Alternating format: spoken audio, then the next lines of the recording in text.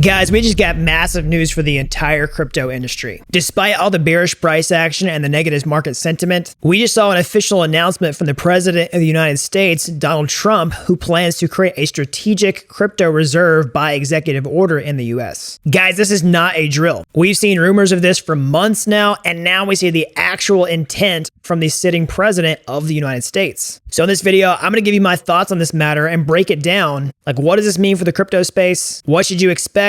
When can this happen? And how is all this whole thing going to work? I'll explain everything you need to know in this video today as a blockchain developer myself who works this technology on a daily basis. So if you're new around here, hey, I'm Gregory, and on this channel, I turn you into a blockchain master. So if that's something that you're interested in, then smash that like button down below and subscribe. And if you want to see how to take advantage of this booming blockchain trend, then I can show you how to increase your income by becoming a blockchain developer over at dappuniversity.com/bootcamp.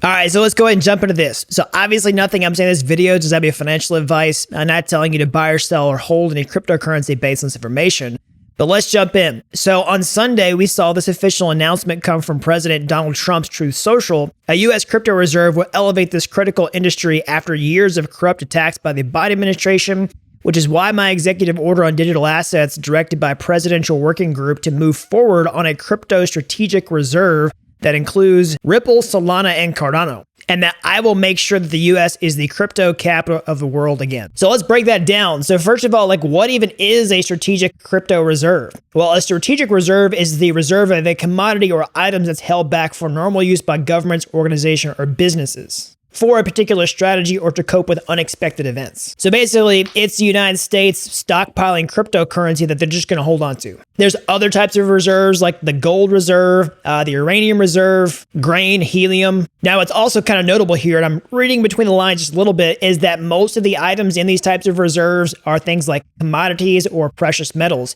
You don't see any securities in this case, so that kind of moves crypto away from the securities aspect of things, which a lot of people are worried about. And obviously, we've got a pro-crypto SEC coming into place, but that's high hopes that anything that's included in this list would not be considered a security. Now, obviously, I believe this is incredibly bullish for the entire crypto space. It doesn't take a genius to see that and to connect the dots, but how specifically? So whatever crypto is included inside this strategic reserve is going off the market. All right, that's the most important part. So if more people hold crypto than sell it, okay, then there's less crypto for sale. And that basically means the price goes up, assuming that demand stays at least the same. So think of it this way, like just for example purposes, let's say there's 1 million homes in the US. There's more than that, but let's just say there's 1 million and there's 10,000 buyers at any given time. And let's just say there's 10,000 homes available. Well, if that number went down to 1,000 and all those 10,000 buyers still want to buy a home, then the price of the 1,000 that are available are going to go up. Same thing for crypto. If more goes off the market and the same number of people want to buy, the more the price goes up. But that's just the beginning, okay? I think a lot of people aren't considering the second order effects that could happen from this.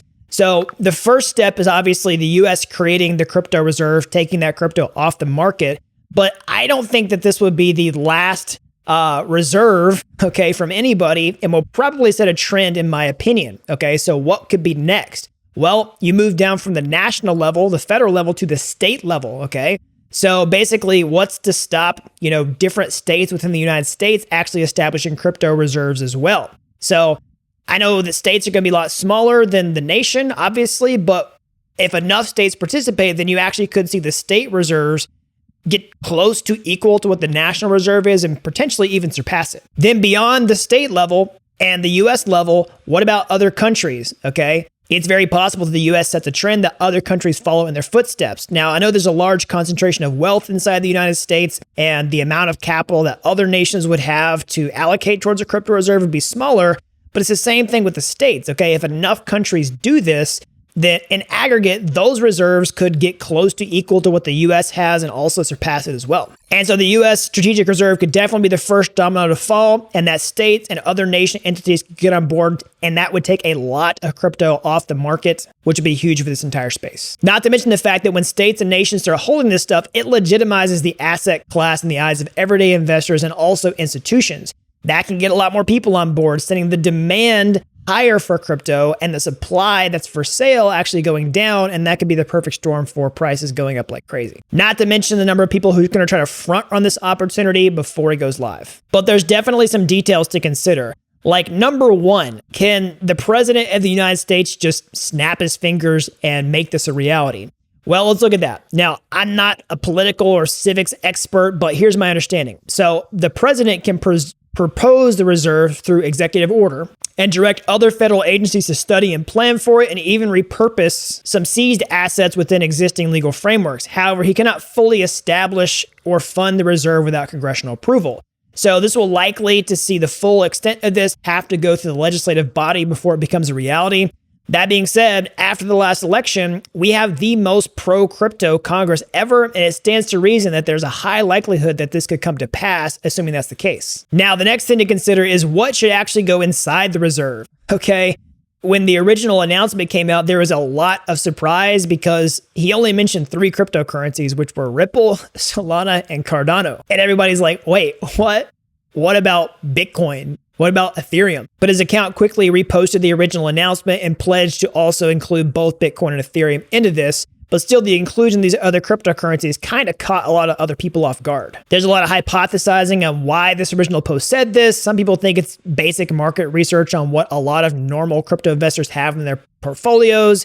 But who knows? I'll let you all duke that one down in the comment section below. Now, that being said, if we do get a crypto reserve, what actually should go inside of this thing? Okay, some people are calling for a Bitcoin only reserve because it's, the asset with the most proven test of time. That has a clear purpose, not a lot of change on its roadmap. It makes most sense for reserve currency. Okay.